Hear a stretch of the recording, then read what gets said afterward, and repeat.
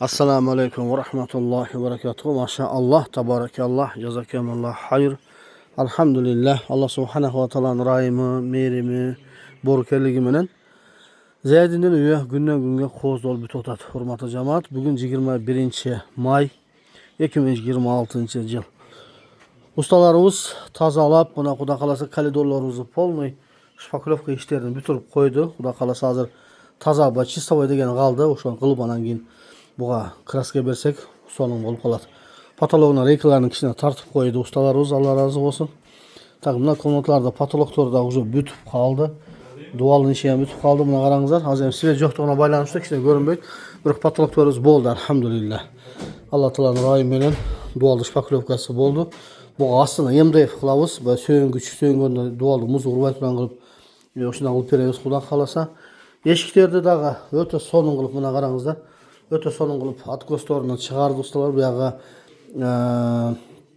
gipsakordan vurup egecan başında dual vurup at göstorunu çıkardığında tegiz kılıp kırasını. Maşallah. Bul jaka bolsa, bul jakada bolsa geçe gösterkemin bir koy atat dep ayttım go. Bul jakadagı muna ular reykeni koyup katırıştı. Amiyagını muna aslında peskavlu vurup şovap, içini toldurup üstüne muna kamgış pışıkış men araştırıp munda kılıp at göstorunu çıkarıp koyuştu. Erteң bul kurgap kalsa buga muna rot menen kuda kalasa tegizdeligini beriledi. Allah razı olsun.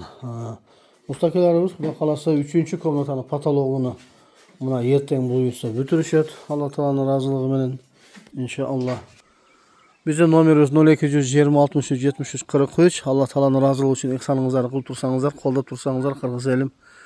Zeydin bir tuğanımıza dağı Eselaman'ın şu uyuda tapşırıp, duasını alıp, Allah Teala'nın razılığını alıp koyaturan olsak, Kuda buyursa 4. yüzü başlayırsak dele boluveradi. Buyur buna 2026 Allah Teala'nın yardımıyla 3. yüz bir muhtaç jubileyus üyülü bolup kalatat. Bir kança mühenetlerden esebinden albatta bu közge görünmegen üyüle hazır buna közge görünüp özünçe çıraylı olup sululukka girip kozlanıp kaldı hurmatly cemaat. Allah razı olsun. Varınızdan. Assalamu alaikum ve rahmetullahi ve berekatuhu.